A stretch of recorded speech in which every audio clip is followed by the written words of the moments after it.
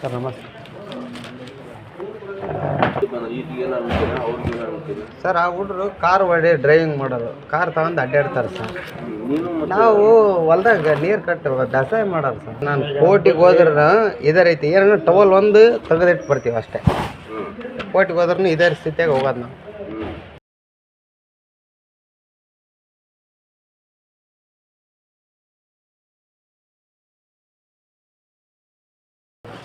sir ನಮಸ್ತೆ